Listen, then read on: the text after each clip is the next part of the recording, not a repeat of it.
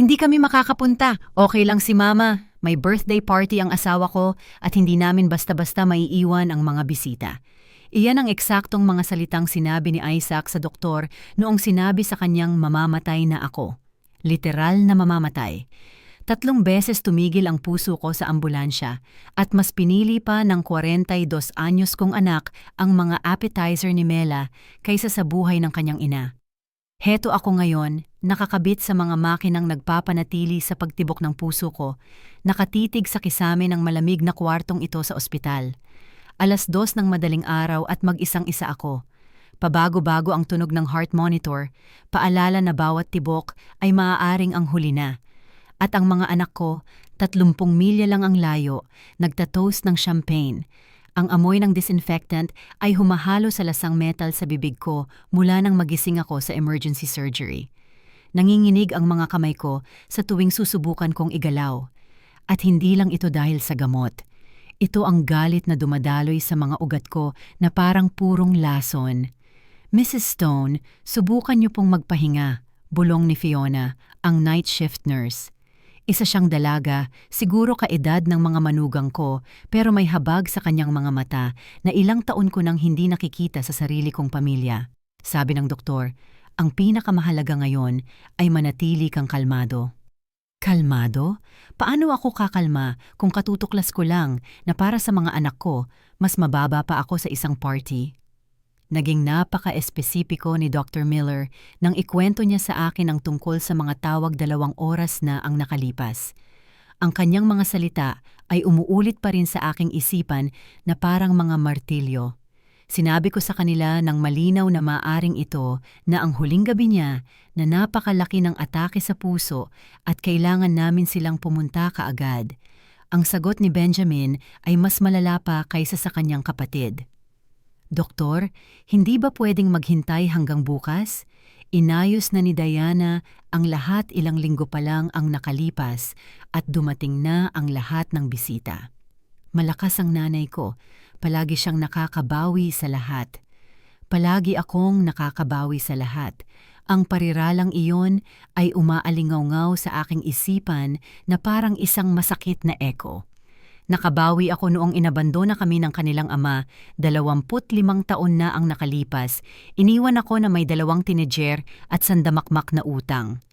Nakabawi ako noong kailangan kong magkaroon ng 3 trabaho para mapag-aral sila sa pribadong kolehiyo, naglilinis ng mga opisina sa madaling araw, nagsiserve sa isang dinner sa araw at nagtatahi ng mga damit hanggang gabi. Ang mga daliri ko ay may peklat pa rin mula sa makina. Nakabawi ako noong ibinenta ko ang aking bahay, iyong maliit na berdeng bahay na may hardin kung saan sila lumaki, para tulungan si Isaac sa down payment para sa sarili niya. Pansamantala lang tuma, sabi niya sa akin. Babayaran kita sa loob ng 2 taon. 8 taon na ang nakalipas. Nakabawi ako noong ipinahiram ko ang lahat ng naipon ko, $28,000 na inipon ko ng barya-barya sa loob ng maraming dekada para sa negosyo ni Benjamin na hindi naman umunlad. Siguradong investment to, Ma. Sa loob ng 6 na buwan, babayaran kita ng buo na may tubo. Ang negosyo ay nagsara pagkatapos ng 3 buwan. Nakabawi ako nung sinabi sa akin ni Mela sa harap ng buong pamilya noong nakaraang Pasko na ang olive green kong bestida ay hindi angkop para sa okasyon at dapat akong magdamit ng naaayon sa aking edad. Nakabawi ako noong nagpasya si Diana na masyadong matrabaho ang aking mga Sunday dinner at mas mabuti pang mag-order na lang ng takeout. Nakabawi ako noong unti-unti na nila akong hindi iniimbita sa mga family gathering dahil alam mo naman si Lola, laging gustong magbigay ng opinyon sa lahat ng bagay. Pero iba ito. Sa pagkakataong ito, hindi ito tungkol sa nawalang pera o mga pambabaliwala. Sa pagkakataong ito, tungkol ito sa isang bagay na hindi ko na mababawi. Ang kaalaman na noong tunay na mahalaga, noong ang buhay ko ay nakasabit sa isang sinulid, mas pinili nilang manatili sa isang party.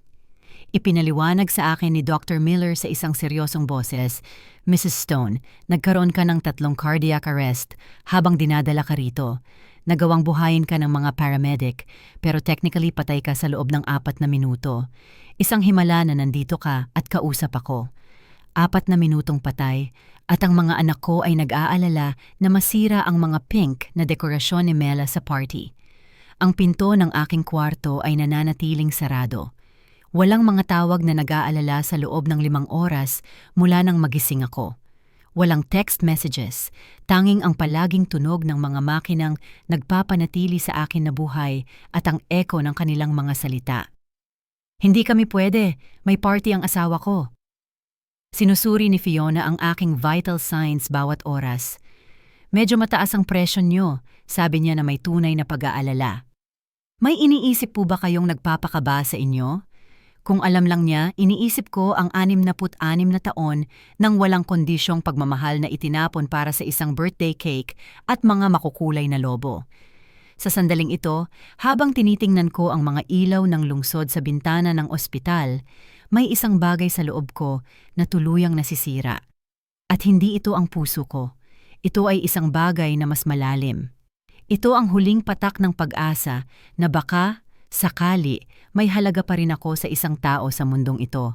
Bukas tatawag sila. Sigurado akong darating sila na may dalang murang bulaklak galing sa supermarket at mga ensayadong dahilan.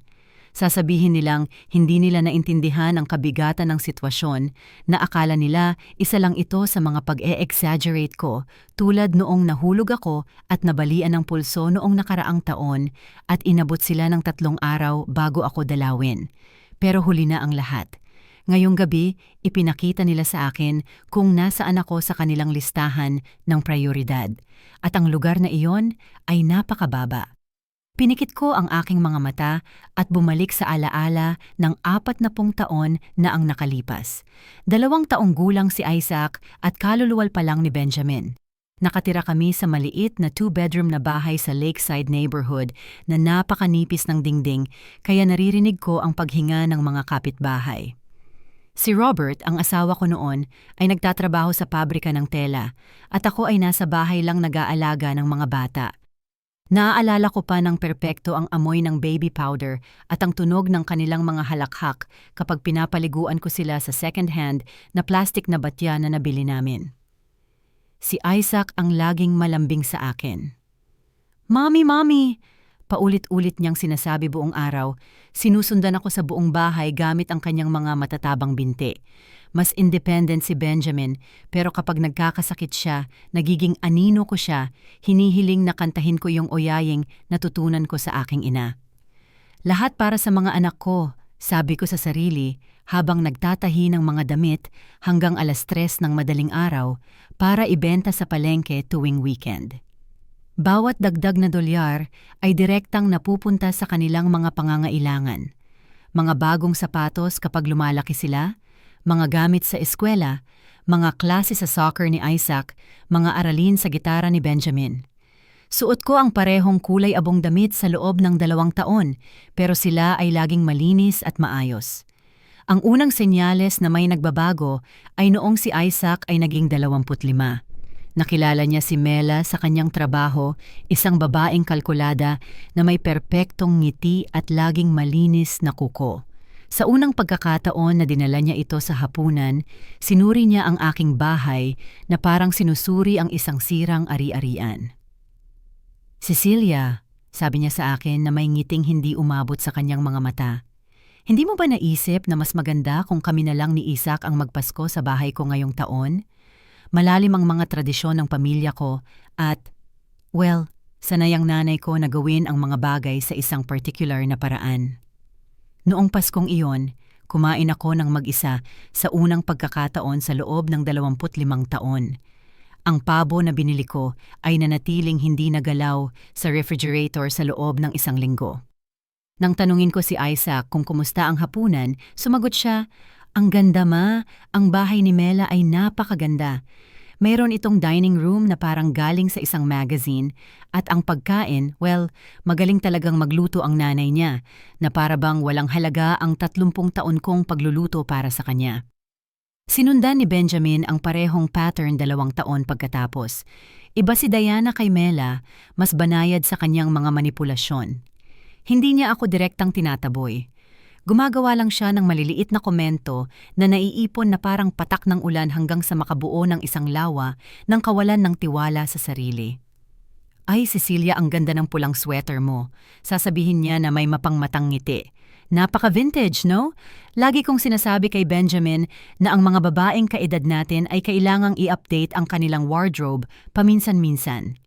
O kapag inihanda ko ang aking sikat na lasagna, ang recipe na pinagbuti ko sa loob ng maraming dekada.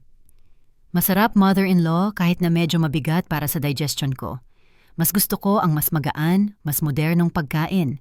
Nasanay na si Benjamin sa estilo ko ng pagluluto. Ang mga imbitasyon sa mga hapunan ng pamilya ay nagsimulang dumalang. Una, masama ang pakiramdam ni Diana at mas gusto niya ang isang intimate na salo-salo. Pagkatapos, maraming homework ang mga bata at kailangan nila ng katahimikan. Sa huli, tuluyan na nila akong hindi inimbitahan. Si Linda, ang aking kapitbahay mula pa noon, ay prangkang sinabi sa akin isang hapon habang nagkakape kami. Cecilia, mahal, inilalayo ka ng mga manugang mo sa iyong mga anak. Iyan ang pinakamatandang kwento sa mundo. Napanood ko na ang pelikulang ito ng 1,000 beses. Pero tumanggi akong maniwala. Mabubuting babae sila, Linda. Kailangan lang nila ng oras para mag-adjust sa pamilya. Mag-adjust? 5 taon na silang kasal, Cecilia. Nakapag-adjust na sila. In-adjust kanila para maging lola na dumarating sa mga emergency at tahimik na umaalis. Tama siya, pero masakit aminin. Nagsimula na akong makaramdam na parang estranghero sa buhay ng sarili kong mga anak. Ang mga pag-uusap sa telepono ay naging mekanikal. Hi ma, kamusta ka?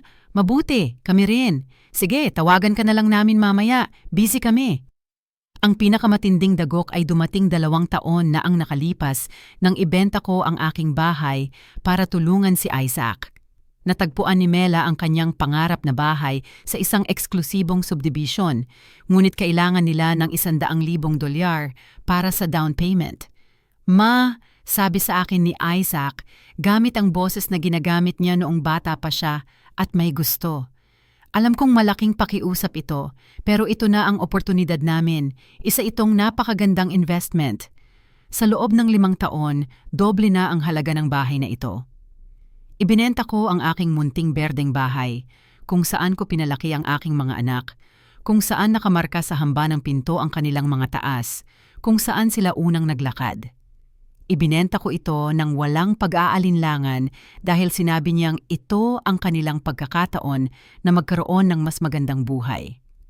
Lumipat ako sa isang maliit na apartment sa isang gusaling walang elevator, pero nakuha nila ang kanilang pangarap na bahay. Sa unang pagkakataon na binisita ko sila sa kanilang bagong bahay, sinalubong ako ni Mela sa pinto na may pilit ng ngiti. Cecilia, anong sorpresa? Sana tumawag ka muna. May inaasahan kaming mga kaibigan para sa hapunan. Hindi niya ako pinapasok. Nakatayo ako sa pintuan ng bahay na tinulungan kong bilhin, pakiramdam ko'y isang tindera na dumating sa maling oras. Dinalhan ko lang kayo nito, sabi ko. Iniabot sa kanya ang isang chocolate cake na ginawa ko para sa kanila. Paborito ito ni Isaac mula pa noong bata siya. Ay, ang sweet. Pero alam mo namang sinusubukan naming kumain ng mas malusog.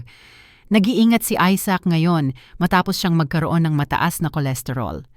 Hawak niya ang cake na parang kontaminado. Noong gabing iyon, umiyak ako hanggang sa makatulog. May problema sa kolesterol ang anak ko at nalaman ko lang ito nang hindi sinasadya sa isang pag-uusap sa pinto ng isang bahay na tinulungan kong bilhin. Kay Benjamin, iba ang sitwasyon, pero parehong masakit. Palagi siyang mas direkta, hindi gaanong diplomatiko kaysa sa kanyang kapatid. Nang magkaproblema ang kanyang negosyo sa pag-import ng electronics, diretsahan siyang nagsabi, Ma, kailangan ko ng $8,000 para mailigtas ang negosyo. Kung hindi ko ito makukuha ngayong linggo, kailangan kong magsara at mabaon sa utang sa loob ng maraming taon. Yun ang lahat ng ipon ko. Bawat dolyar na naipon ko sa pagtatrabaho sa madaling araw. Bawat barya na itinabi ko mula sa aking pensyon sa loob ng 10 taon. Pero anak ko siya, ang bunso ko, na binuhat ko sa aking mga bisig sa buong gabi kapag may lagnat siya. Ipahihiram ko sa iyo, anak, pero kailangan mong pumirma ng promissory note. Hindi ito kawalan ng tiwala. para lang maayos ang lahat. Nagalit si Diana. Promissory note? Seryoso, Cecilia? Sisingilin mo ng interes ang sarili mong anak? Anong klaseng ina ang gumagawa niyan? Sa huli, ipinahiram ko sa kanya ang pera ng walang promissory note. Anak mo siya? Sabi ko sa sarili. Alam niya kung ano ang kahulugan ng perang iyon sa iyo. Ang negosyo ay nagsara pagkatapos ng 3 buwan. Ang $8,000 ay naglaho kasama ang mga taon ng sakripisyo at mga pangarap ng isang disenteng pagtanda. Sinabi sa akin ni Benjamin, "Ma, alam mo naman ang mga negosyong ito. Minsan nananalo, minsan natatalo. At least sinubukan ko. Na para bang ang pera ko ay mga chips sa kasino at hindi resulta ng mga dekada ng pagtatrabaho. Ngayon, nakakabit sa mga makinang ito sa malamig na ospital. Naiintindihan ko na ang lahat ng mga sandaling iyon ay naghahanda sa akin para sa gabing ito. Ang gabing ito kung saan sa wakas ay nahulog ang maskara at nakita ko ang hubad na katotohanan. Para sa aking mga anak, ako ay pwedeng isantabi.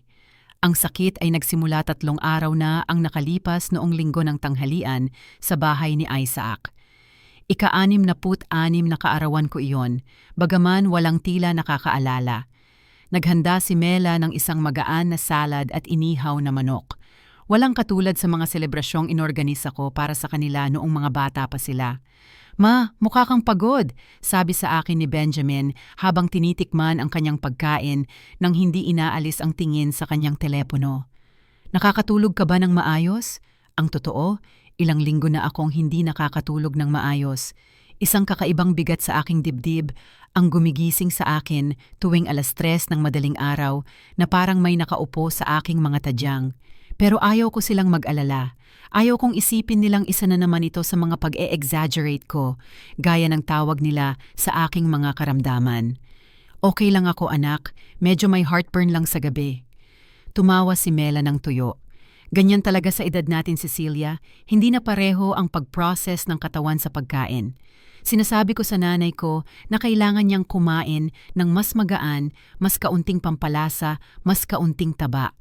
Ang katawan ng isang 66 na taong gulang na babae ay hindi na pareho sa isang 30 anyos." Noong hapong iyon, habang naghahanda akong umalis, dumating si Diana na may balitang dumurog sa aking puso nang hindi niya nalalaman. "Guess what? May petsa na kami sa birthday party ko. Sa Miyerkules ito sa Grand Plaza Hotel Ballroom. Ilang buwan ko na itong pinaplano." Miyerkules? Ang aktwal na kaarawan ko ay noong Linggo, pero walang nakabanggit. Sa Miyerkules, ipagdiriwang nila si Diana ng buong karangyaan sa mundo. "Magiging bongga ito," patuloy ni Diana ng may pananabik. "Kinuha ko ang pinakamagaling na catering service sa syudad. Magkakaroon ng live music, themed decorations, at mahigit 50 bisita na ang nag-confirm." Binigyan ako ni Benjamin ng napakagandang gintong bestida na nagkakahalaga ng $1,200. $1,200 para sa isang bestida, higit pa sa ginagastos ko sa damit sa loob ng 2 taon. Nanatili akong tahimik, nararamdaman ang pagbigat sa aking dibdib habang pinapanood ko ang aking anak nang ngumingiti ng may pagmamalaki dahil sa paggastos sa isang gabi ng halagang sapat sa akin sa loob ng 6 na buwan. "Ma, imbitado ka syempre," sabi sa akin ni Benjamin. Pero ang kanyang tono ay parang pilit na paggalang kaysa sa tunay na pagnanais. "Pero alam mo namang magiging eleganteng affair ito. Maraming importanteng tao mula sa trabaho ni Diana ang inimbitahan niya." Malinaw ang mensahe. Pumunta ka, pero huwag mo kaming ipahiya. Noong Martes ng gabi, isang araw bago ang malaking selebrasyon ni Diana, ang bigat sa aking dibdib ay naging hindi na matagalan. Sumakit ang kaliwang braso ko at nasusuka ako na halos yumuko ako sa kama. Tinawagan ko si Isaac 11:00 ng gabi. "Ma, anong problema? Nanonood kami ng pelikula." "Anak, masama ang pakiramdam ko. May sakit sa dibdib ako na hindi nawawala." "Uminom ka na ba ng kahit ano? Chamomile tea?" "Baka stress lang yan. Masyado kang tense nitong mga nakaraang araw dahil sa party ni Diana. Tingnan mo, dadaan kami sa iyo bukas pagkatapos ng selebrasyon." Ibinaba ko ang telepono. Pakiramdam ko'y mas nag-iisa kaysa dati. Maging ang sakit ko ay kailangang maghintay na matapos ang party ng aking manugang. Noong gabing iyon, hindi ako nakatulog ni isang minuto. Kumalat ang sakit sa aking panga, leeg, likod. Para itong isang higanting lastiko na humihigpit sa aking katawan. 5:00 ng umaga, tinawagan ko si Linda. Mahal, hindi maganda ang tunog niyan. Sabi niya matapos marinig ang aking mga sintomas. Pupunta ako dyan at dadalhin kita sa ospital. Huwag Linda, Miyerkules ngayon. Party ni Diana. Ayokong sirain. Sirain ang ano, Cecilia? Naglalarawan ka ng mga sintomas ng atake sa puso. Sa tingin mo ba mas mahalaga ang isang party kaysa sa buhay mo? Lumalabas na oo. Lumalabas na para sa aking mga anak, mas mahalaga ang isang party kaysa sa buhay ko. Dumating si Linda sa aking apartment 6:00 ng umaga at nakita akong nakaupo sa gilid ng kama, pinagpapawisan ng malamig at hirap huminga. Pupunta tayo sa ospital ngayon din, sabi niya nang may katatagan na tanging mga tunay na kaibigan lang ang mayroon. Sa taxi papuntang ospital, lalong tumindi ang sakit hanggang sa hindi na matagalan. Parang may kutsilyong itinarusok sa gitna ng aking dibdib at dahan-dahang iniikot. Hinigpitan ko ang hawak sa kamay ni Linda. Kapit lang Cecilia, malapit na tayo. Sa emergency room, mabilis ang lahat ng nangyari. Ang electrocardiogram ay nagpakita ng mga nakababahalang irregularidad. Sobrang taas ng presyon ko at kinumpirma ng mga antas ng cardiac enzyme ang hinala na ng mga doktor. Nagkakaroon ako ng matinding atake sa puso. Kailangan nating operahan ka agad, sabi sa akin ni Dr. Miller habang inihahanda ang gurney para dalhin ako sa operasyon. Mayroon ba kaming matatawagan? Malapit na pamilya? Sa boses na halos hindi marinig dahil sa sakit at gamot, ibinigay ko ang mga numero ng aking mga anak. Pakiusap, sabihin ninyong kailangan nilang pumunta ngayon. Hinawakan ni Linda ang aking kamay hanggang sa dalhin ako sa operating room. Mananatili ako rito hanggang sa lumabas ka. Mahal, hindi ka nag-iisa. Pero nag-iisa ako. Habang ibinibigay sa akin ang anesthesia, ang huling naisip ko ay ang aking mga anak na naghahanda para sa isang party habang ako ay lumalaban para sa aking buhay. Nagising ako pagkatapos ng 6 na oras na si Fiona ang sumusuri sa aking vital signs at si Linda ay natutulog sa silya sa tabi ng aking kama. Kapansin-pansin ang pagkawala ng aking mga anak. Tumawag ba ang mga anak ko? Iyon ang unang itinanong ko. Bagaman sa ekspresyon ni Fiona, alam ko na ang sagot. Nakausap sila ng doktor habang nasa operasyon ka. Ipinaliwanag niya na nagkaroon ka ng 3 cardiac arrest na kritikal ang sitwasyon na kailangan nilang pumunta kaagad. Ang puso ko na mahina na ay lalo pang lumiit. At anong sinabi nila? Nag-alinlangan si Fiona bago sumagot. Malinaw na ayaw niyang maging tagapagdala ng pagtataksil na ito, pero kailangan kong marinig ang buong katotohanan. Sinabi ng panganay mong anak na nasa isang napakahalagang party sila, na hindi nila maiiwan ang mga bisita, na palagi ka namang malakas at sigurado silang makakabawi ka. Nagsimulang tumulo ang mga luha sa aking mga pisngi nang walang tigil. Hindi lang ito ang pisikal na sakit ng post-operative. Ito ang sakit ng pagtuklas na ang party ni Diana kasama ang kanyang $1,200 na gintong bestida at mga eleganteng appetizer ay mas mahalaga kaysa sa lahat ng taon na inilaan ko sa pagpapalaki sa kanila. Ang bunso mong anak, patuloy ni Fiona ng mahina, ay nagtanong kung pwede silang pumunta bukas ng umaga pagkatapos ng selebrasyon. Nagising si Linda nang marinig ang aking iyak at agad na lumapit sa kama. Mahal, anong nangyari? May masakit ba? Lahat masakit, Linda. Masakit na inilaan ko ang buong buhay ko sa 2 anak na mas pinipili ang isang party kaysa malaman kung mabubuhay pa ang kanilang ina sa gabing iyon. Sa sandaling iyon, nakatitig sa kisame ng ospital 3:00 ng madaling araw habang ang aking mga anak ay nagtatoast ng champagne 30 milya ang layo. Gumawa ako ng isang desisyon na magbabago sa lahat magpakailanman. Ang sumunod na 3 araw ay isang roller coaster ng mga emosyon na hindi ko inaasahang mararanasan. Bawat oras na lumilipas nang walang tawag mula sa aking mga anak ay parang isang mas malalim na saksak sa isang pusong literal na wasak na. Nagsimula nang iwasan ni Fiona ang aking tingin kapag tinatanong ko kung may tumawag na nagtatanong tungkol sa akin. Noong Huwebes ng umaga, 24 na oras pagkatapos ng party ni Diana, sa wakas ay tumunog ang telepono sa kwarto. Sobrang bilis ng tibok ng puso ko na nagsimulang tumunog ang makina. Si Isaac yon. "Ma, kamusta ka? Nalaman lang namin na nasa ospital ka. Bakit hindi mo sinabi sa amin?" Umakyat ang dugo sa ulo ko. Matapos ang lahat ng nangyari, matapos silang tawagan ng mga doktor ng maraming beses, may lakas pa siyang loob na tanungin ako kung bakit hindi ko sinabi sa kanila. "Isaac," sabi ko sa isang boses na hindi ko nakilala bilang akin, "tinawagan ka ng mga doktor noong Miyerkules. Sinabi nila sa iyo na mamamatay na ako at kailangan nilang pumunta ka agad." Nagkaroon ng awkward na katahimikan sa kabilang linya. Oo. Kasi napakahalaga ng party ni Diana. May mga taong galing pa sa malayo. Hindi namin pwedeng basta-basta na lang kanselahin. Saka, palagi ka namang malakas, Ma. Akala namin pwedeng maghintay ng ilang oras. Ilang oras? Pwedeng maghintay ng ilang oras ang buhay ko.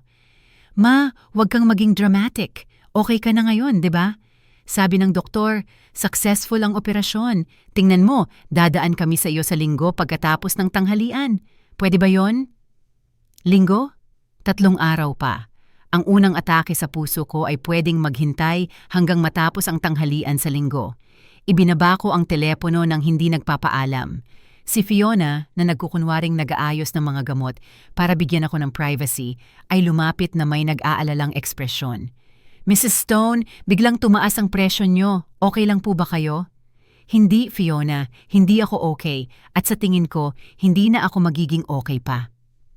Noong hapong iyon, dumating si Benjamin pero hindi nag-iisa. Kasama niya si Diana na mukhang maningning pagkatapos ng kanyang matagumpay na selebrasyon. Suot niya ang mga gintong hikaw na kapareha ng bestida na isinuot niya sa party at perpekto ang kanyang makeup. Ako naman, may mamantikang buhok, isang maruming hospital gown, at mga tubo na nakalabas sa aking mga braso. "Mother-in-law, kamusta ka? Binigyan mo kami ng matinding takot," sabi ni Diana na may ngiting hindi umabot sa kanyang mga mata. Sinabi sa akin ni Benjamin ang nangyari. Ang malas naman at nangyari ito sa mismong araw ng party ko, no? Malas. Na para bang ang atake sa puso ko ay isang planadong abala, partikular para sirain ang kanyang selebrasyon. "Ang ganda ng party, Ma," sabi sa akin ni Benjamin habang umupo sa silyang pinakamalayo sa aking kama. "Dapat nakita mo ang mga dekorasyon. Talagang ginalingan ni Diana. Mahigit 60 tao ang dumating, kasama na ang boss ni Diana at ilang importanteng kliyente mula sa trabaho ko. Pinag-uusapan niya ang party habang ako ay lumalaban para sa aking buhay. Pinag-uusapan niya ang mga dekorasyon at ang mga importanteng koneksyon na kanilang nakuha. "Kamusta ang pakiramdam mo?" tanong sa akin ni Diana, pero ang kanyang tono ay nagpapahiwatig na inaasahan niya ang isang maikli at positibong sagot. "Mukha kang mas magaling kaysa sa inaasahan namin. Ang mga doktor ngayon ay gumagawa ng mga himala, di ba?" Sabi ng doktor, "Nagkaroon ako ng 3 cardiac arrest," sabi ko sa kanila. Inoobserbahan ang kanilang mga reaksyon. Clinically dead ako sa loob ng 4 na minuto. Hindi mapakali si Benjamin sa kanyang upuan. "Well, pero tapos na yon, Ma. Ang mahalaga ay buhay ka at nagpapagaling." Ang mahalaga, ulit ko, pakiramdam ko'y may isang bagay sa loob ko na tumitigas na parang semento. Ay habang ako'y namamatay, kumakain kayo ng mga appetizer at nakikipagtawanan sa mga bisita. Kumunot ang noo ni Diana. "Cecilia, hindi patas na pinaparamdam mo sa amin na kami ang may kasalanan. Hindi namin alam na ganoon kalala. Saka ano naman ang gagawin namin sa ospital? Hindi kami mga doktor. Mas mabuting nandoon kami kung saan kami magiging kapaki-pakinabang. Inaayos ang party na napakalaki ng ginastos at pinaghirapan. Kapaki-pakinabang? Mas kapaki-pakinabang ang pag-oorganisa ng isang party kaysa samahan ang kanilang namamatay na biyenan. Tingnan mo, Ma," pagputol ni Benjamin. "Nag-usap kami ni Diana at napagdesisyunan naming mas tutulungan ka namin. Pwede kaming dumaan para makita ka isang beses sa isang linggo, siguro tuwing linggo pagkatapos ng tanghalian. At kung may kailangan kang urgent, pwede mo kaming tawagan basta hindi sa oras ng trabaho o kapag meron kaming importanteng mga commitment. Isang beses sa isang linggo pagkatapos ng tanghalian kung wala silang importanteng commitment. Sa sandaling iyon, habang tinitingnan ang aking bunsong anak na kinakausap ako na parang isang pabigat na kailangang ilagay sa kanyang schedule, may isang bagay na tuluyang nasira sa loob ko, hindi ang puso ko. Sa pagkakataong ito, isang bagay na mas malalim. Ito ang huling piraso ng pag-asa na baka sa isang lugar, napakatago, mayroon pa ring natitirang pagmamahal na itinanim ko sa kanila sa lahat ng mga taon. Alam niyo ba? Sabi ko sa kanila sa isang kakaibang kalmadong boses. Tama kayo, hindi niyo dapat sisihin ang sarili niyo. Halatang nakahinga sila ng maluwag, iniisip na naintindihan ko ang kanilang punto. Hindi niyo dapat sisihin ang sarili niyo, patuloy ko. Dahil para makaramdam ng sisi, kailangan mong magkaroon ng konsensya at malinaw na matagal na ninyong nawala iyon. Agad na nagbago ang ekspresyon ni Diana. Cecilia, hindi kailangang maging bastos. Pumunta kami rito para suportahan ka, kahit na mayroon kaming 1,000 bagay na gagawin. Para suportahan ako, tumawa ako, pero walang saya sa aking tawa. Pumunta kayo para tuparin ang minimum na social effort na kailangan para masabing binisita nyo ang inyong may sakit na ina. Pumunta kayo para makatulog ng mahimbing, alam na nagawa nyo na ang inyong good deed for the day. Tumayo si Benjamin, halatang naiinis. Ma, hindi ka patas. Kakapaliwanag lang namin kung bakit hindi kami nakapunta ng mas maaga. Mahalaga sa amin ang party ni Diana para sa aming kinabukasan. Hindi namin pwedeng kanselahin ang aming buhay sa tuwing mayroon kang problema sa kalusugan. Sa tuwing mayroon akong problema sa kalusugan na para bang ang mga atake sa puso ay mga sipon na regular kong nakukuha para makakuha ng atensyon. Tama ka anak, sabi ko sa kanya, nararamdaman ang isang kakaibang kalmadong pumapalibot sa akin. Hindi niyo pwedeng kanselahin ang inyong buhay at hindi ko nahihilingin sa inyo na gawin iyon kailanman. Ngumiti si Diana, iniisip na nanalo siya. Natutuwa akong naiintindihan mo, mother-in-law. Mahalaga na lahat tayo ay mayroong healthy boundaries sa mga relasyon sa pamilya. Healthy boundaries. Isang interesanteng paraan para ilarawan ang emosyonal na pag-abandona. Nanatili sila ng 10 minuto pa, nag-uusap sa kanilang sarili tungkol sa kanilang mga plano sa weekend, tungkol sa isang biyahe na kanilang pinaplano para sa susunod na buwan, tungkol sa isang bagong alpombra na gustong bilhin ni Diana para sa sala. Ako ay isang tahimik na manonood lamang ng kanilang maunlad at abalang buhay. Nang sa wakas ay umalis sila, nangangakong babalik sa lalong madaling panahon. Naiwan akong mag-isa kasama si Fiona at ang bigat ng isang revelasyon na ganap na nagpapabago sa akin. Mrs. Stone, sabi sa akin ni Fiona habang tinitingnan ang aking Ivy, hindi ko gusto ang itsura nyo. Gusto nyo bang tawagan ko ang ibang tao? Mayroon ba kayong ibang kamag-anak, malapit na kaibigan? Mayroon akong si Linda, sabi ko. At mukhang higit pa iyon sa meron ako sa sarili kong mga anak. Noong gabing iyon, habang nakikinig sa mga tunog ng ospital at nararamdaman ang kumikirot na sakit sa aking pilat na dibdib, nagsimula akong magplano ng isang bagay na hindi ko inaasahang gagawin. Isang bagay na tiyak, isang bagay na magpapakita sa kanila ng tunay na halaga ng kanilang mga desisyon. Noong gabing iyon, hindi ako nakatulog. Hindi lang dahil sa pisikal na sakit na parang mga punyal pa ring tumutusok sa aking dibdib, kundi dahil sa isang linaw ng isipan na ilang taon ko nang hindi naranasan. Sa unang pagkakataon sa loob ng maraming dekada, nakikita ko ang aking buhay nang walang filter, nang walang kondisyong pagmamahal ng isang ina. Nakikita ko ang realidad kung ano ito, hindi kung ano ang gusto kong maging. Umupo ako sa kama ng ospital at humingi ng papel at panulat kay Fiona. Magsusulat po ba kayo ng mga liham, Mrs. Stone? Tanong niya sa akin nang may kabaitan na mas pinahahalagahan ko pa kaysa sa mga pagbisita ng aking mga anak. Parang ganoon na nga, sagot ko. Kailangan kong ayusin ang aking mga iniisip. Nagsimula akong magsulat at ang mga salita ay dumaloy na parang ilang taon na silang naghihintay na lumabas.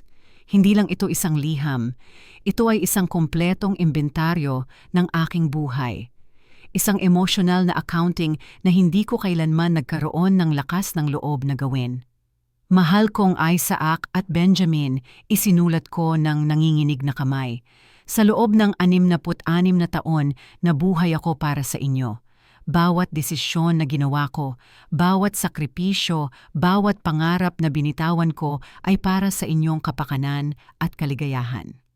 Ngayon, nakahiga sa kamang ito sa ospital matapos maging clinically dead sa loob ng 4 na minuto, sa wakas ay naiintindihan ko na wala kayong ginugol na kahit isang araw na iniisip ang sa akin.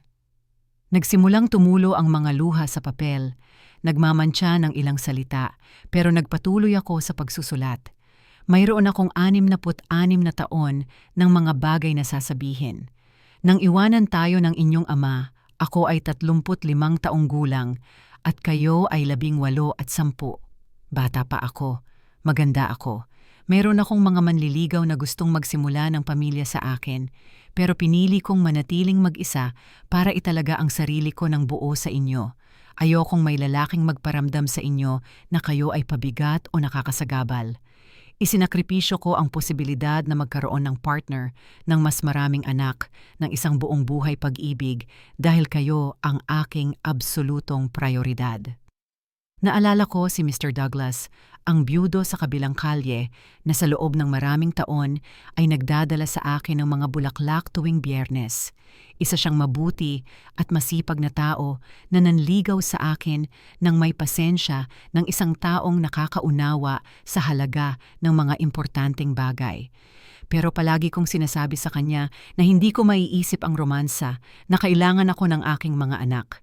Nagpakasal siya sa ibang babae 5 taon pagkatapos at ako ay nagpatuloy na mag-isang pinalaki sila. Nagtrabaho ako ng 3 beses sa loob ng 8 taon para mabayaran ang inyong pribadong kolehiyo, patuloy kong isinulat. Naglinis ako ng mga opisina mula alas 4 hanggang alas 7 ng umaga. Nagtrabaho ako sa diner mula alas 8 hanggang alas 4 ng hapon at nagtahi ng mga damit mula alas 6 hanggang hating gabi. 3 oras lang akong natutulog bawat araw mula Lunes hanggang Sabado. Ang Linggo ay inilaan ko ng buo sa inyo. Nilabhan ko ang inyong mga damit, niluto ang inyong mga paboritong pagkain, tinulungan kayo sa homework, dinala kayo sa parke. Nagsimulang sumakit ang aking mga kamay, pero kailangan kong isulat ang lahat.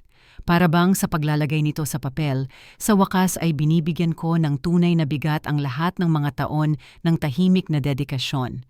Isaac, nang ikasal ka kay Mela, ibinenta ko ang aking bahay para tulungan ka sa down payment para sa inyo. Yung berdeng bahay kung saan ka lumaki, kung saan ka natutong maglakad, kung saan nating ginugol ang pinakamagagandang Pasko ng ating buhay. Ibinenta ko ito ng walang pag-aalinlangan dahil sinabi mong ito ang iyong pagkakataon na magkaroon ng mas magandang buhay. Lumipat ako sa isang 1-bedroom apartment sa ika-4 na palapag na walang elevator, pero nakuha mo ang iyong pangarap na bahay. Tumigil ako sa pagsusulat sandali para punasan ang aking mga luha. Lumapit si Fiona nang may pag-aalala. Okay lang po ba kayo, Mrs. Stone? Tumaas na naman po ang presyo nyo. Okay lang ako, anak. Sa unang pagkakataon sa maraming taon, perpekto ang pakiramdam ko. Nagpatuloy ako sa liham. Benjamin, nang malugi ang iyong negosyo, ipinahiram ko sa iyo ang lahat ng naipon ko, $28,000 na inipon ko ng dolyar-dolyar sa loob ng 10 taon. Nagtatrabaho tuwing weekend hanggang ako ay 70 taong gulang, nagbebenta ng pagkain sa harap ng aking gusali, iniipon ang bawat sentimo ng aking pensyon. Ito ang aking seguridad para sa pagtanda. Ang aking kapayapaan ng isip na magkasakit nang hindi maging pabigat sa kahit sino. Pero kailangan mo ang perang iyon at ibinigay ko sa iyo ng walang pag-aalinlangan. Ang kabalintunaan ay tumama sa akin na parang isang sampal. Ginastos ko ang aking pinansyal na seguridad para hindi nila ako ituring na pabigat. At ngayon ay itinuturing nila akong eksaktong ganoon, isang pabigat. Pero wala nang halaga ang lahat ng ito ngayon. Isinulat ko, nararamdaman na bawat salita ay unti-unting nagpapalaya sa akin. Ang talagang pumatay sa akin ay hindi ang mga sakripisyong pinansyal. Ang pumatay sa akin ay ang pagtuklas na noong Miyerkules, habang ako ay lumalaban para sa aking buhay sa isang operating table, kayo ay nagtatoast ng champagne sa isang party. Pinikit ko ang aking mga mata at pinayagan ang sarili kong muling maranasan ang kahihiyang iyon. Kailangan kong maramdaman ang buong bigat ng pagtataksil na iyon para magawa ang kailangan kong gawin. Tinawagan kayo ng mga doktor 2:00 ng hapon para sabihing tumigil ang aking puso, na nagkaroon ako ng maraming cardiac arrest, na critical ang sitwasyon. Literal na sinabi nila sa inyo na maaaring ito na ang huling gabi ng inyong ina, at sumagot kayo na hindi kayo makakapunta dahil may party. Isang birthday party na may mga appetizer at live music ay mas mahalaga kaysa sa buhay ng babaeng nagluwal sa inyo sa mundo. Ang mga salita ay nagiging malabo dahil sa mga luha, pero nagpatuloy ako. Kailangan kong matapos. Ngayon naintindihan ko ang isang bagay na dapat ko nang naintindihan, maraming taon na ang nakalipas. Hindi niyo ako mahal. Siguro minahal niyo ako nung mga bata pa kayo at kailangan niyo ako, pero ang damdaming iyon ay naglaho sa sandaling naging independent kayo. Ngayon, isa na lang akong hindi komportableng obligasyong sosyal. Isang taong binibisita paminsan-minsan para mapanatili ang mga anyo. Nanginginig ang aking kamay habang isinusulat ko ang mga susunod na linya dahil alam kong kapag nailagay ko na ito sa papel, wala nang balikan. Kaya naman gumawa ako ng isang desisyon na magbabago sa ating buhay magpakailanman. Hindi ko na ipagpapatuloy ang pamumuhay bilang isang ina na nagmamakaawa ng mga mumo ng atensyon mula sa mga anak na itinuturing akong isang abala.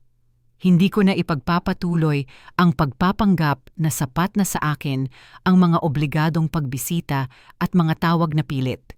Hindi ko natatanggapin na mas mababa ang halaga ng aking buhay kaysa sa isang party, kaysa sa isang hapunan, kasama ang mga kaibigan, kaysa sa isang abalang weekend. Huminto ako para huminga. Malakas ang kabog ng dibdib ko, pero hindi takot ang nararamdaman ko. Ito ay paglaya. Kapag nabasa niyo ang liham na ito, wala na ako sa inyong buhay magpakailanman. Huwag niyo akong hanapin. Hindi niyo ako mahahanap. Nagpasya akong magsimulang muli sa isang lugar kung saan walang nakakaalam ng aking kwento, kung saan pwede akong maging si Cecilia lang. Hindi ang inabandonang ina na nagsakripisyo para sa mga anak na walang utang na loob. Lumapit ulit si Fiona. Mrs. Stone, 4:00 na po ng umaga. Dapat na po kayong magpahinga. Malapit na akong matapos, anak. Ilang linya na lang. Hindi ko ginagawa ang desisyong ito dahil sa galit, kundi dahil sa pagmamahal sa sarili. Ang parehong pagmamahal na ibinigay ko sa inyo sa lahat ng mga taon, sa wakas ay ibibigay ko na sa sarili ko. Karapat-dapat akong mapalibutan ng mga taong nagpapahalaga sa aking presensya, na nagmamalasakit sa aking kapakanan, na pinipili ang aking kumpanya sa halip na tiisin ito. Malapit na akong matapos at bawat salita ay naglalapit sa akin sa kalayaan na hindi ko namamalayang hinahanap ko. Huwag niyo akong asahang babalik. Huwag kayong umasa ng pagkakasundo. Ito ang aking tiyak na paalam. Maging masaya kayo sa inyong mga abalang buhay, sa inyong mga importanteng party, at sa inyong mga malinaw na prioridad. Ako ay magiging masaya, malayo sa inyo. Pumirma ako gamit ang aking buong pangalan, Cecilia Rosewood, ang inyong ina, hanggang ngayon. Maingat kong tiniklop ang liham at inilagay sa drawer ng nightstand. Bukas ibibigay ko ito kay Linda na may particular na mga tagubilin kung kailan ito ibibigay. Sa unang pagkakataon sa loob ng ilang araw, nakatulog ako ng hindi umiiyak. Noong Biyernes ng umaga, nagising ako na may kakaibang pakiramdam sa aking katawan. Hindi ito ang pisikal na sakit na daladala ko mula pa noong atake sa puso. Ito ay isang bagay na iba, isang halo ng kaba at pananabik na ilang dekada ko nang hindi naramdaman. Ito ang pakiramdam na malapit ng kontrolin ang sarili kong buhay sa unang pagkakataon sa loob ng maraming taon. Maagang dumating si Linda, gaya ng ginagawa niya araw-araw mula nang operahan ako. Nagdala siya ng isang termos ng gawang bahay na kape at ang mainit na ngiti na nagpapaalala sa akin na may mga tao pa rin sa mundo na tunay na nagmamalasakit sa akin. Magandang umaga, mahal. Kumusta ang gising mo? Iba ang itsura mo ngayon, mas payapa. Linda, kailangan kong hilingin sa iyo ang isang napakahalagang pabor. Siguro ang pinakamahalagang hiningi ko sa iyo sa lahat ng taon nating pagkakaibigan. Umupo siya sa silya sa tabi ng aking kama na may seryosong ekspresyon. Sabihin mo kung anong kailangan mo, Cecilia. Alam mong maaasahan mo ako sa kahit ano. Iniabot ko sa kanya ang liham na isinulat ko noong madaling araw. Kailangan mong ibigay ito sa aking mga anak pero hindi ngayon. Maghintay ka hanggang sa dumating sila sa linggo ng hapon para bisitahin ako. Maingat na kinuha ni Linda ang sobre na para bang alam niyang naglalaman ito ng isang bagay na magbabago sa lahat. Ano ito, mahal? Ito ang aking kalayaan, sabi ko na may ngiting kahit ako ay nagulat. At kailangan kong tulungan mo ako sa isa pang bagay. Kailangan mong tulungan akong mawala. Agad na napuno ng pag-aalala ang mga mata ni Linda. Cecilia, anong pinagsasabi mo? Iniisip mo bang sakta ng sarili mo? Dahil kung ganoon, hindi! Pagputol ko sa kanya, hinawakan ang kanyang kamay. Hindi ako nagsasalita tungkol sa pagpapakamatay, Linda. Nagsasalita ako tungkol sa muling pagsilang. Nagsasalita ako tungkol sa pagsisimula ng isang bagong buhay malayo rito. Malayo sa mga anak na hindi ako pinapahalagahan. Malayo sa lungsod na ito kung saan bawat sulok ay nagpapaalala sa akin kung gaano karami ang ibinigay ko at gaano kaliit ang natanggap ko. Ipinaliwanag ko ang aking kumpletong plano. Sa nakalipas na ilang oras, pinag-isipan ko ang bawat detalye na parang ang aking isipan ay ilang taon nang naghihintay na planuhin ang sarili kong paglaya. Mayroon akong perang naipon sa isang account na hindi alam ng aking mga anak. Sabi ko sa kanya, hindi ito malaki, pero sapat para magsimula. Ito ay $8,000 na inipon ko mula sa aking pensyon sa nakalipas na 3 taon pagkatapos mawala ni Benjamin ang aking mga ipon sa kanyang bagsak na negosyo. Nasa National Bank ito sa isang account na nasa pangalan ko lang. Nakikinig sa akin si Linda na may halo ng paghanga at pag-aalala. Pero Cecilia, saan ka pupunta? May kamag-anak ka ba sa ibang lungsod? Mayroon akong pinsan sa Dallas, si Hope. 5 taon na kaming hindi nag-uusap pero alam kong mag-isa siyang nakatira sa isang malaking bahay na minana niya sa kanyang asawa. Susulatan ko siya. Sigurado akong tatanggapin niya ako pansamantala hanggang sa makapag-settle ako. Totoo iyon. Si Hope ay palaging iba sa iba pang pamilya. Isa siyang independent na babae na hindi kailanman nag-asawa o nagkaanak at palaging sinasabi sa akin na hinahangaan niya ang aking lakas. Sa iilang pagkakataon na nag-usap kami sa telepono, ipinahiwatig niya na kung sakaling kailanganin ko ng pagbabago ng kapaligiran, bukas ang kanyang bahay para sa akin. Simple lang ang plano, patuloy ko, ipinapaliwanag kay Linda. Sa linggo, kapag dumating ang aking mga anak, iyon na ang huling pagkakataon na makikita nila ako. Pagkaalis nila, tutulungan mo akong makalabas ng ospital. Hindi ako opisyal na mag-check out. Aalis lang ako. Iiwan ko ang liham sa aking kama at mawawala na ako. At ang mga gamit mo, ang iyong apartment? Nakausap ko na si Fiona tungkol dito. Mayroon siyang kapatid na abogado at tutulungan niya akong gumawa ng power of attorney para ikaw na ang bahala sa lahat. Pwede mong ibenta ang aking mga muebles, kunin ang anumang gusto mo, at gamitin ang pera para bayaran ang natitira sa renta hanggang sa matapos ang kontrata. Hindi ko naman gusto ang apartment na iyon, masyadong maliit, masyadong malungkot. Nanatiling tahimik si Linda ng matagal, pinoproseso ang lahat ng sinabi ko. Cecilia, sigurado ka ba dito? Napakalaking desisyon nito. Kapag umalis ka, magiging napakahirap ng bumalik. Ayokong bumalik, Linda. Iyon mismo ang ideya. Gusto kong maintindihan ng aking mga anak kung ano ang pakiramdam na iwanan ng pamilya. Gusto kong malaman nila kung ano ang pakiramdam na hanapin ang isang taong mahal mo at hindi ito mahanap. Gusto kong mabuhay sila na may kasalanan sa pagkawala ng kanilang ina dahil sa pagpili ng isang party kaysa sa kanyang buhay. Ang mga salita ay lumabas sa akin na may kalinawan at determinasyon na nagulat sa akin. Para bang sa lahat ng mga tao na ito ay nag-iipon ako ng lakas para sa sandaling ito. Saka, patuloy ko, 66 na taong gulang na ako, Linda.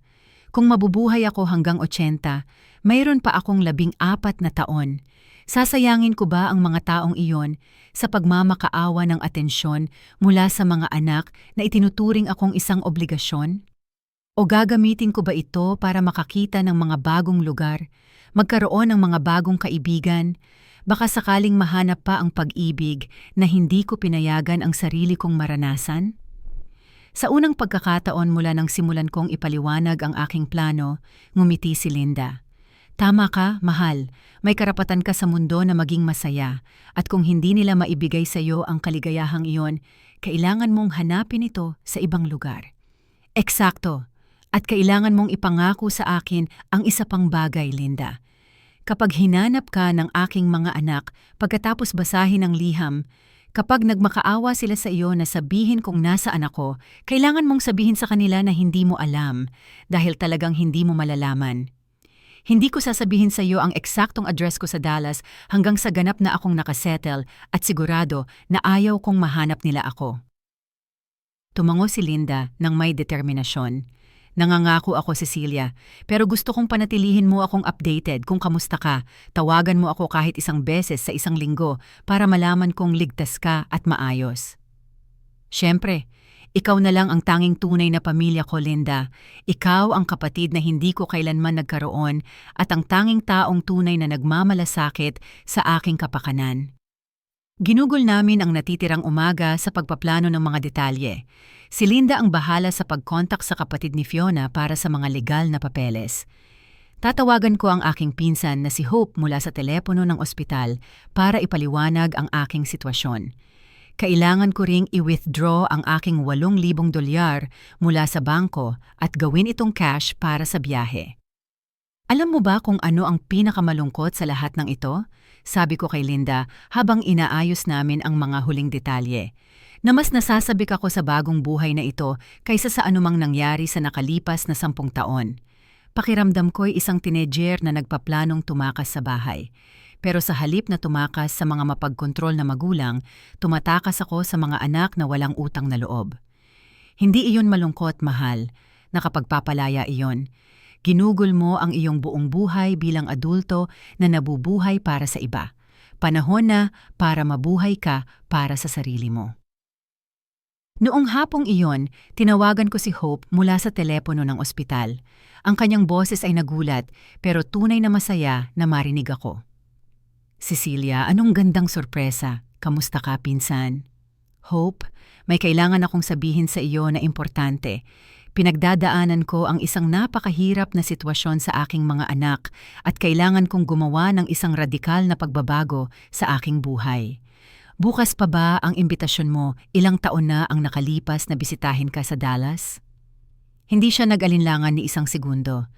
Siyempre, pinsan, masyadong malaki ang bahay na ito para sa akin mag-isa at gusto kong magkaroon ng kasama. Anong nangyayari? Okay lang ba ang mga anak mo? Okay na okay ang mga anak ko. Sagot ko ng may pait na hindi ko maitago. Sobrang okay na hindi na nila kailangan ang kanilang ina para sa kahit ano. Sasabihin ko sa iyo ang lahat pagdating ko, pero kailangan kong umalis dito sa lalong madaling panahon. Pumunta ka kung kailan mo gusto, Cecilia. Mayroon kang kwartong naghihintay sa iyo rito hanggat kailangan mo. Nang ibaba ko ang telepono, pakiramdam ko'y parang bumili ako ng tiket papunta sa kalayaan. Dumating ang linggo nang mas mabilis kaysa sa inaasahan ko. Nagising ako 6:00 ng umaga na may halo ng pagkabalisa at pananabik na nagpapakulo sa aking tiyan. Ito ang huling araw ko bilang ina ni Isaac at Benjamin. Bukas ng umaga, ako ay magiging si Cecilia na lang, isang malayang babae na nagsisimula ng isang bagong buhay. Napansin ni Fiona ang aking kaba habang sinusuri ang aking vital signs. Mukha kayong tensyonado ngayon, Mrs. Stone. May inaalala po ba kayo? Sa kabaligtaran, anak, nasasabik ako. Ngayon ang huling araw ng isang buhay na hindi na nagsisilbi sa akin. Sa umaga, in-review ko sa isip ang lahat ng aking pinlano. Na-withdraw na ni Linda ang aking $8,000 mula sa bangko noong Biyernes at nakatago ito sa kanyang bahay. Naghanda na ang kapatid ni Fiona ng power of attorney na magbibigay daan kay Linda na asikasuhin ang aking mga legal na gawain. Hinihintay na ng pinsan kong si Hope ang aking pagdating sa Dallas nang may bukas na mga braso. Handa na ang lahat. Dumating sina Isaac at Benjamin eksaktong 2:00 ng hapon, gaya ng ipinangako nila. Pagkatapos ng tanghalian, syempre, dumating si Diana kasama si Benjamin na may suot na bagong kulay koral na bestida na malamang mas mahal pa sa ginagastos ko sa pagkain sa loob ng 2 buwan. Dumating si Mela 15 minuto pagkatapos, humihingi ng paumanhin dahil kailangan niyang tapusin ang isang napakahalagang tawag sa trabaho. "Ma, mukha kang mas magaling," sabi sa akin ni Isaac habang umupo sa silyang pinakamalayo sa aking kama. "Sinabi sa amin ng doktor na malamang ma-discharge ka na ngayong linggo." "Oo," sabat ni Mela. "Sinabi naming imposible na ganoon kalala tulad ng sinabi ng mga doktor. Palagi ka namang napakatibay. Napakatibay na para bang ang aking lakas ay isang dahilan para sa kanilang pag-abandona." "At anong plano mo paglabas mo ng ospital?" tanong sa akin ni Diana nang may peking ngiti na perpekto na niya. "Sana maintindihan mo na sa aming mga schedule sa trabaho, mahihirapan kaming bisitahin ka ng madalas, pero pwede ka naming tawagan tuwing weekend." "Tawagan ako tuwing weekend kung wala silang mas importanteng mga commitment, syempre." Sa katunayan, sabi ni Benjamin, nag-uusap kami ni Diana at naisip naming magandang ideya na isaalang-alang mong lumipat sa isa sa mga senior living facility, alam mo na, kung saan may mga 24-hour na nurse at mga aktibidad para mapanatili kang abala. Isang nursing home. Gusto nila akong ilagay sa isang nursing home matapos akong abandonahin sa panahon ng aking atake sa puso. Mayroong ilang napakaganda, patuloy ni Diana, nasasabik sa ideya. Binisita namin ang isa noong nakaraang weekend para tingnan lang. Napakalinis, mukhang disente ang pagkain at hindi gaanong mahal. Nagkakahalaga ito ng mga $2,000 bawat buwan, pero sa iyong pensyon at isang maliit na kontribusyon mula sa amin, magiging posible ito.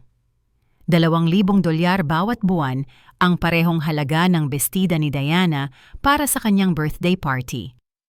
Ang pinakamaganda sa lahat, dagdag ni Isaac, ay mapapalibutan ka ng mga taong kaedad mo. Makakahanap ka ng mga kaibigan, maglaro ng baraha, sumali sa mga aktibidad.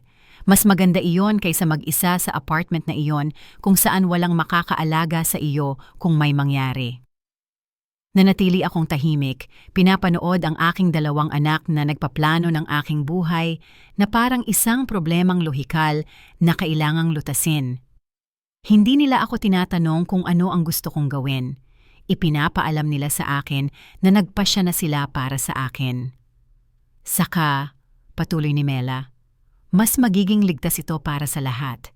Kung magkakaroon ka ng isa pang medical emergency, ang mga staff doon ay kayang asikasuhin ito nang hindi namin kailangang iwanan ang aming mga trabaho o mga importanteng commitment." Nandoon ang hubad na katotohanan. Gusto nilang tiyakin na sa susunod na mamamatay ako, hindi sila maaabala sa kanilang mga importanteng commitment. "At kailan niyo binalak na ipatupad ang planong ito?" tanong ko sa kanila nang may kalmadong nagulat sa akin. "Well, hindi naman nagmamadali," sabi ni Benjamin.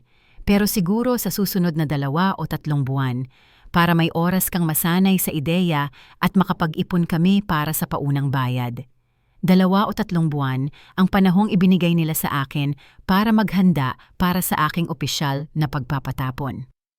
"Alam niyo ba," sabi ko sa kanila, "nararamdaman ang isang kakaibang ngiting nabubuo sa aking mga labi. Sa tingin ko tama kayo. Sa tingin ko kailangan kong gumawa ng isang radikal na pagbabago sa aking buhay." Halatang nakahinga sila ng maluwag, iniisip na tinanggap ko na ang kanilang plano. "Natutuwa akong nakikita mo ito sa ganoong paraan, Ma," sabi ni Isaac. "Ito ang magiging pinakamabuti para sa lahat. Walang duda, dagdag ko, ito ang magiging pinakamabuti para sa lahat." Ginugol nila ang susunod na oras sa pag-uusap sa kanilang sarili tungkol sa mga detalye ng senior living facility, tungkol sa kanilang mga plano sa trabaho, tungkol sa mga bakasyon na kanilang pinaplano para sa susunod na buwan. Ako ay isang tahimik na manonood lamang ng pag-uusap tungkol sa sarili kong hinaharap. Ipinakita ni Diana kay Mela ang mga larawan sa kanyang telepono ng birthday party, ang selebrasyong iyon na mas mahalaga pa kaysa sa aking buhay. Tingnan mo, ito ang cake na in-order ko. Ang ganda, di ba? $300 iyan, pero sulit ang bawat sentimo. $300 para sa isang cake. Isang kapat ng ginagastos ko sa pagkain sa loob ng isang buong buwan. At ito ang bestida na ibinigay sa akin ni Benjamin. Patuloy niya, nag-swipe sa isa pang larawan. Ang ganda, di ba? Designer ito. $1,200 iyan, pero sabi ng asawa ko, deserve ko ito. Deserve niya. Deserve niya ang $1,200 na bestida, pero hindi ko deserve na puntahan nila ako habang ako'y namamatay. 4:00 ng hapon, nagsimula silang gumawa ng mga tipikal na kilos ng paalam. Tiningnan ni Mela ang kanyang relo sa ikatlong pagkakataon sa loob ng 5 minuto. Humikab si Diana ng eksaherado. Tiningnan ni Benjamin ang kanyang telepono. "Well, ma," sabi ni Isaac, tumatayo. "Sa tingin ko oras na para umalis kami. May hapunan kami kasama ang mga magulang ni Mela at ayaw naming malate." Hapunan kasama ang mga magulang ni Mela. Siyempre, nagmamadali silang umalis. "Okay lang mga anak, humayo kayo ng mapayapa." Bawat isa sa kanila ay nagbigay sa akin ng isang mabilis at mababaw na halik sa noo, ang uri ng halik na ibinibigay dahil sa obligasyon.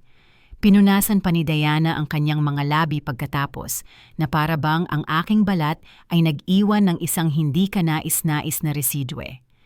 "Tatawagan ka namin ngayong linggo," pangako ni Benjamin mula sa pinto. "At magsisimula na kaming magsaliksik ng mas maraming senior living facility," dagdag ni Mela. "Ingatan mo ang sarili mo, mother-in-law," sabi ni Diana ng may pekeng ngiti. "At huwag kang mag-alala sa kahit ano, kami na ang bahala sa lahat." Umalis sila, iniwan ang amoy ng mamahaling pabango ni Diana at ang eko ng kanilang mga walang laman na pangako. Naiwan akong mag-isa sa kwarto, nakatingin sa pinto kung saan kalalabas lang ng aking mga anak. Sa ilang minuto, papasok si Linda para tulungan ako sa huling bahagi ng aking plano. Sa ilang oras, nasa bus na ako papuntang Dallas. Pagsapit ng bukas, ang kama sa ospital ay walang laman at babasahin ng aking mga anak ang liham na magbabago sa kanilang buhay magpakailanman. Sa unang pagkakataon, mula noong atake sa puso, tunay akong ngumiti. Hindi ito ngiti ng kaligayahan, kundi ng paglaya. Ito ang ngiti ng isang babae na sa wakas ay nagpasya na mas mahalaga ang kanyang sariling buhay kaysa sa emosyonal na kaginhawahan ng mga anak na walang utang na loob. Pumasok si Fiona para sa afternoon check-up. "Kamusta ang pakiramdam niyo pagkatapos ng pagbisita, Mrs. Stone?" "Malaya ang pakiramdam ko, Fiona. Sa unang pagkakataon sa loob ng maraming dekada, pakiramdam ko'y ganap na malaya." "Malaya? Malaya saan?" "Malaya sa ilusyon na mahalaga ako sa kahit sino maliban sa aking sarili." 6:00 ng hapon, dumating si Linda, punctual gaya ng dati. May dala siyang maliit na maleta na may mga damit na inimpake niya mula sa aking apartment at ang $8,000 na cash. "Handa ka na ba para sa iyong bagong buhay, mahal?" "Higit pa sa handa, Linda. Matagal ko nang hinihintay ang sandaling ito nang hindi ko nalalaman." 7:00 ng gabi, habang nagsisimulang humupa ang mga tao sa mga pasilyo ng ospital at nag-aayos na ang night shift sa kanilang mas relax na routine, isinagawa namin ni Linda ang planong magbabago sa aking buhay magpakailanman. Kakaiba ang pakiramdam na magkaroon ng ganitong adrenaline sa edad na 66, na para bang isang teenager na tumatakas sa bahay sa halip na isang matandang babae na kinokontrol ang sariling kapalaran. "Sigurado ka ba talagang gusto mong gawin ito, Cecilia?" Huling tanong sa akin ni Linda habang tinutulungan niya akong magbihis ng damit na dinala niya mula sa aking apartment. "Kapag umalis tayo dito, wala nang balikan." "Linda, 40 taon na akong hindi bumabalik. Mula noong araw na nagpasya akong mas mahalaga ang aking mga anak kaysa sa aking sarili, wala na akong daan pabalik. Ito ang unang pagkakataon sa loob ng maraming dekada na pakiramdam ko'y papunta ako sa isang bagay, hindi tumatakas sa isang bagay. Isinuot ko ang madilim na berdeng bestida na binili ko noong nakaraang taon, pero hindi ko pa naisusuot dahil nagkomento si Mela na hindi bagay sa akin ang kulay. Ngayon, tila perpekto ito. Kulay ito ng bagong pag-asa, ng isang bagong simula. Pumasok si Fiona sa eksaktong sandali na aming pinag-usapan. Ang kanyang shift ay natapos ng 8:00 at pumayag siyang tulungan kami sa pinakamasilan na bahagi ng plano, ang pag-alis sa ospital nang walang opisyal na tala ng aking pag-alis. Mrs. Stone, handa na po ba kayo para dito? Naghihintay po ang kapatid ko sa parking lot kasama ang lahat ng legal na papeles na kailangan niyong pirmahan. Handa na ako gaya ng hindi ko pa kailanman naging handa sa anumang bagay sa aking buhay. Kinuha ko ang liham mula sa drawer ng nightstand at inilagay sa unan na malinaw na nakikita. Isang puting sobre ito na may mga pangalan ng aking mga anak na nakasulat sa aking pinakamagandang sulat kamay.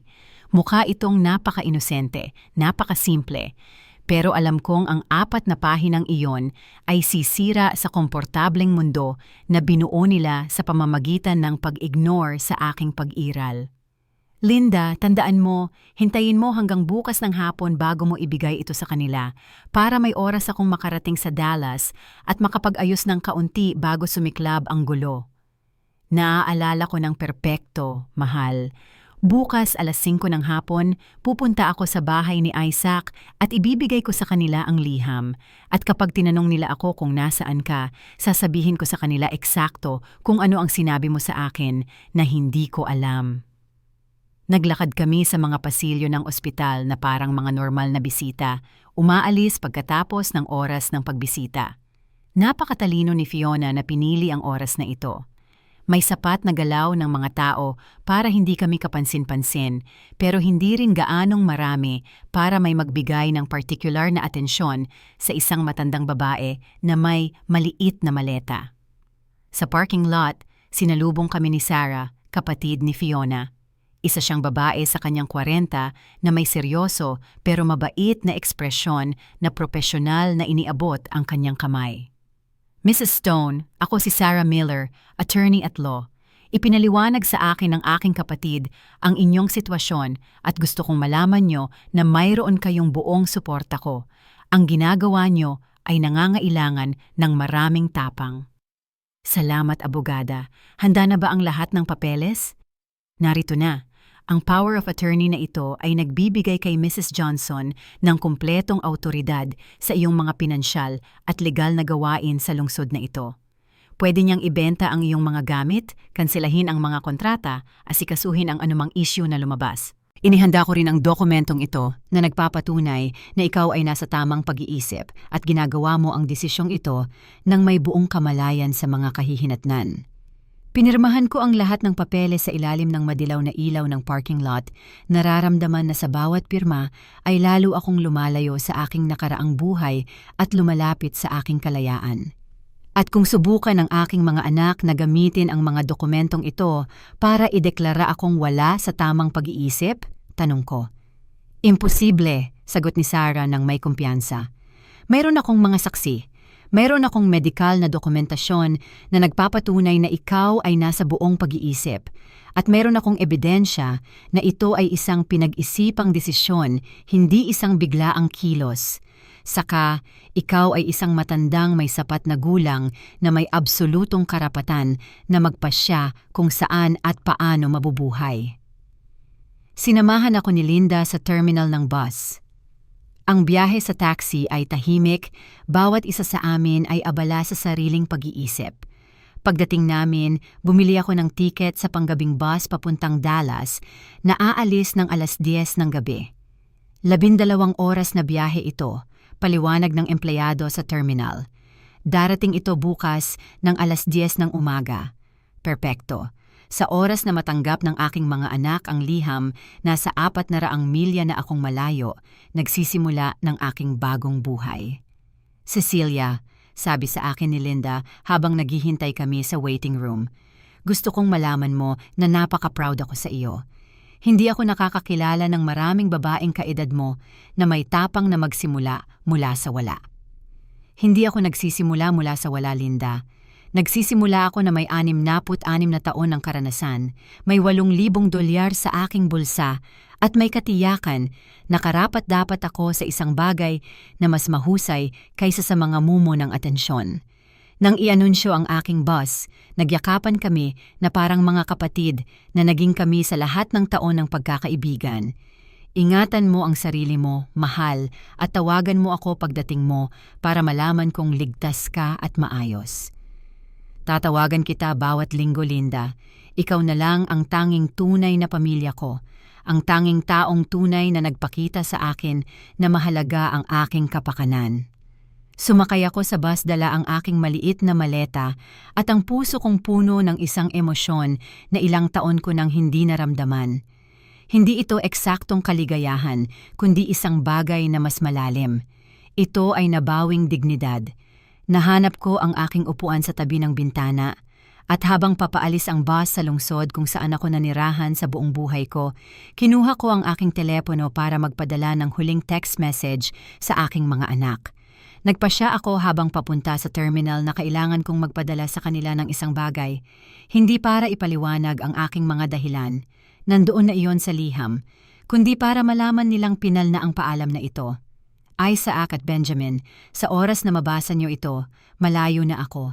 Sa aking kama sa ospital, makikita niyo ang isang liham na nagpapaliwanag ng lahat. Huwag niyo akong hanapin. Ito ang aking huling desisyon. Maging masaya kayo sa inyong mga abalang buhay at malinaw na prioridad. Ako ay magiging masaya nang wala kayo, Cecilia. Ipinadala ko ang mensahe at agad na pinatay ang aking telepono. Ayokong basahin ang kanilang mga desperadong sagot, ang kanilang mga pagtatangka sa emosyonal na manipulasyon, ang kanilang mga huling minuto ng pakiusap. Nagkaroon sila ng buong buhay para ipakita sa akin na mahal nila ako at pinili nilang ipakita ang kabaligtaran. Ang bus ay nagpatuloy sa daan ng gabi. Dinadala ako bawat milya papalayo sa isang buhay ng hindi kinikilalang sakripisyo at papalapit sa isang buhay ng mga bagong posibilidad.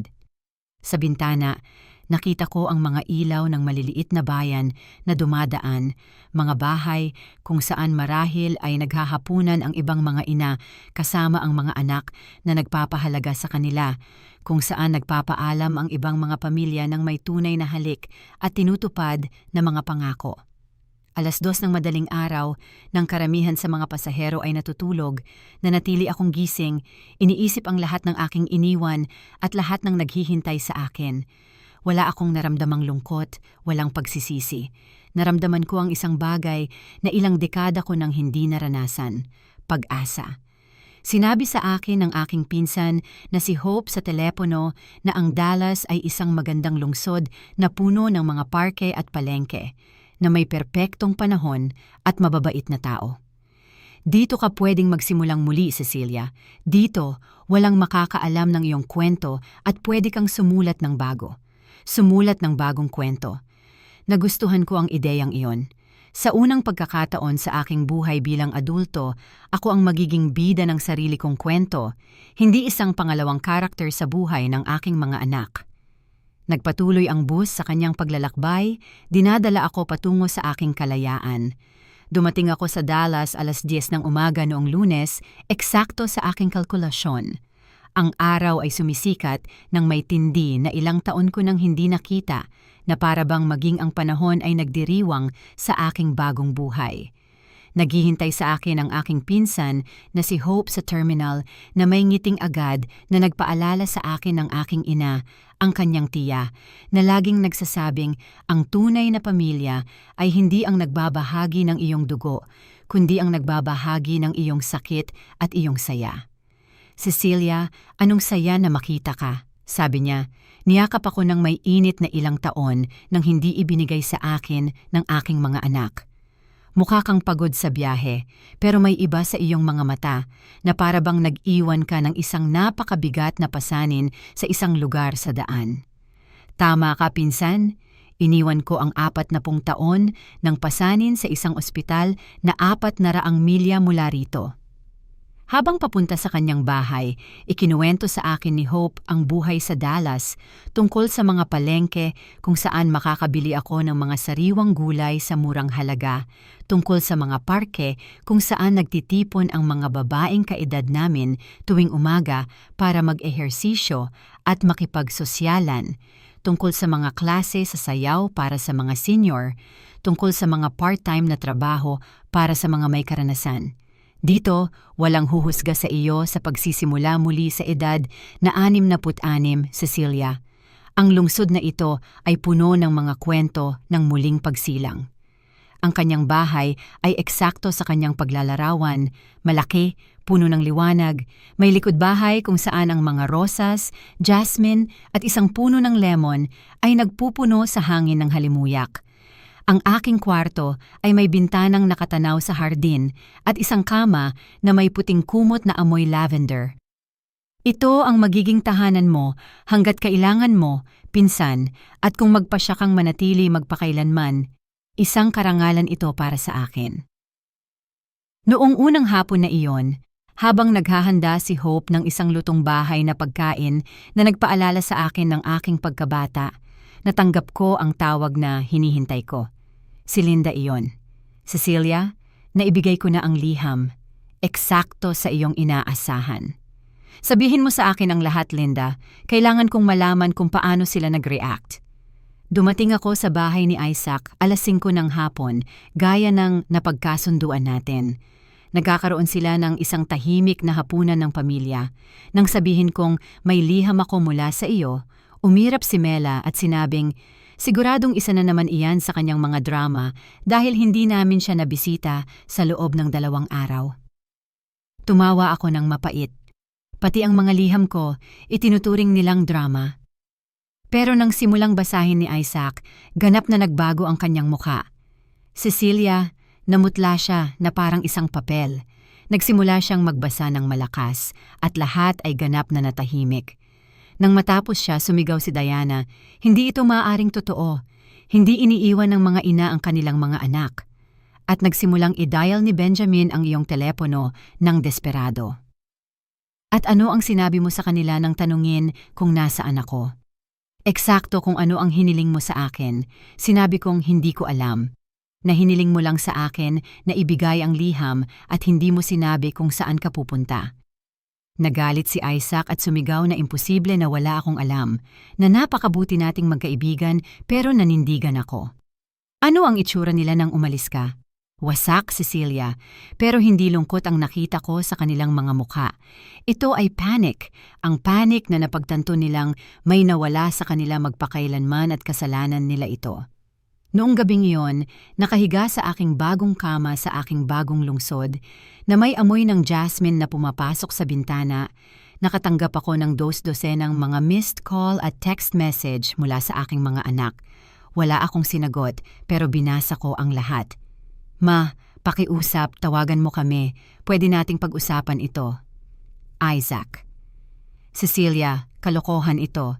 Hindi pwedeng basta-basta na lang mawala ang mga ina. Mela.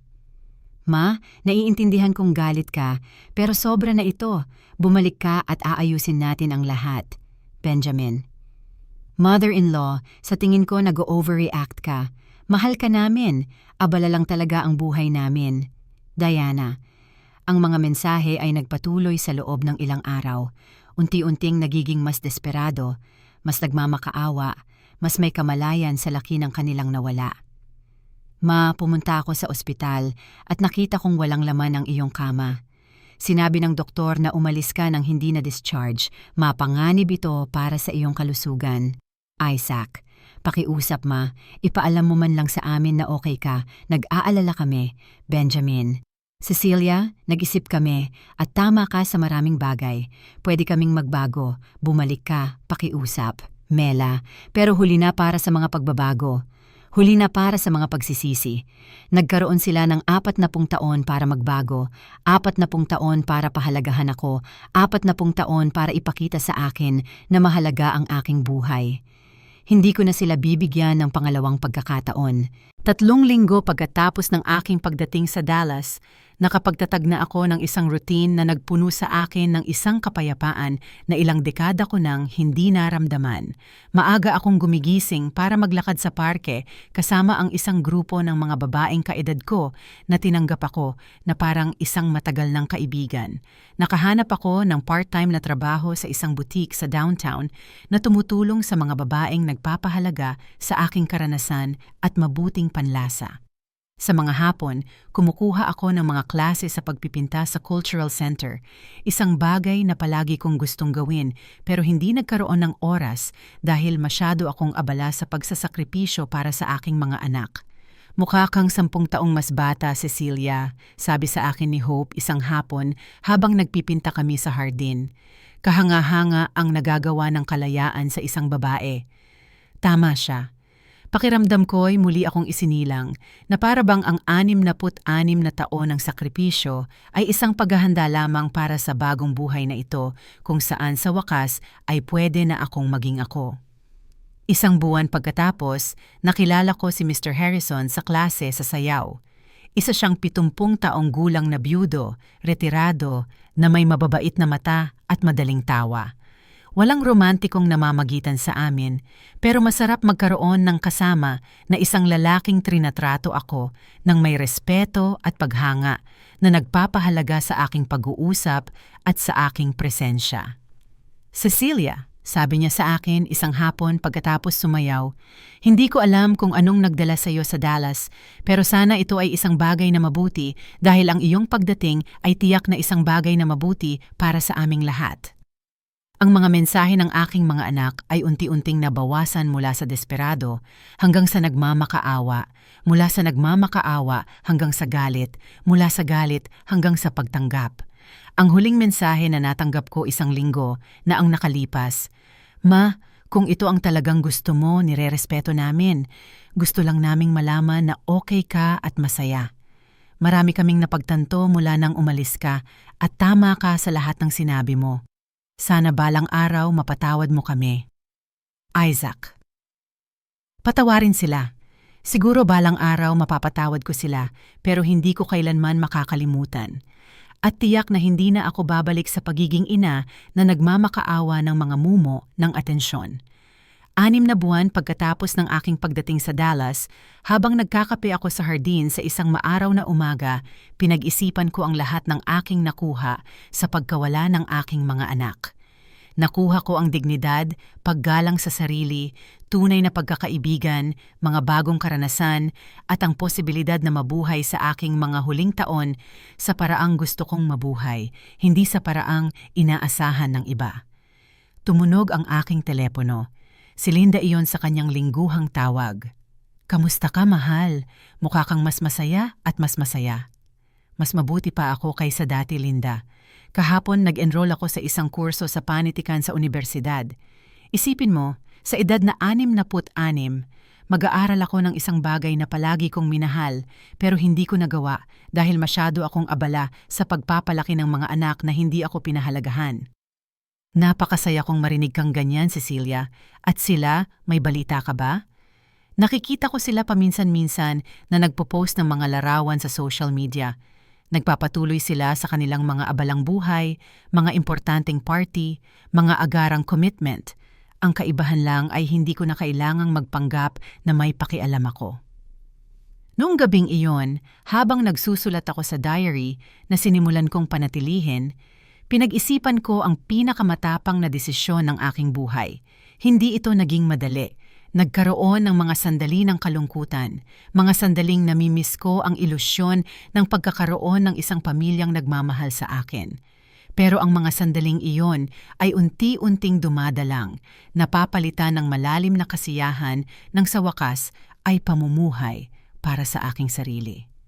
Mahal kong diary, isinulat ko. Ngayon ay ika-67 kaarawan ko.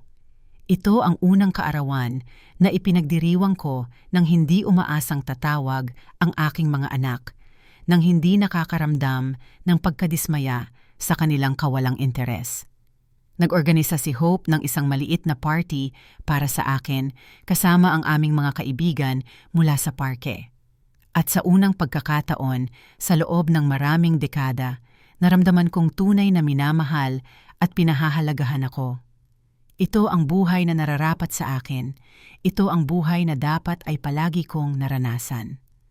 Isinara ko ang diary at tumingin sa bintana sa hardin na naliliwanagan ng buwan. Bukas ay isa na namang araw ng aking bagong buhay, isa pang araw ng kalayaan, isa pang araw ng pagiging si Cecilia lang. Hindi ang inabando ng ina, hindi ang babaeng nagsakripisyo, kundi isang buong babae na nabubuhay sa sarili niyang mga tuntunin. At sa unang pagkakataon sa loob ng 40 taon, iyon ay higit pa sa sapat. Kung nagustuhan niyo ang kwento ko, maaari niyo akong suportahan sa pamamagitan ng pagpapadala ng isang super thanks para makapagsulat pa ako ng mga kwentong tulad nito. Maraming salamat in advance. Kayo naman, ano ang gagawin niyo kung kayo ang nasa sitwasyon ng taong ito? Gusto kong marinig ang inyong mga iniisip, kaya i-drop niyo sa comments. Palagi akong curious malaman kung ano ang iniisip niyo. At ipaalam niyo sa akin kung saan niyo narinig ang kwentong ito. Kung gusto niyo pang makarinig ng mga life stories na tulad nito, i-like ang video at mag-subscribe sa aking channel. Marami pang naghihintay para sa inyo. Mahigpit na yakap at hanggang sa susunod.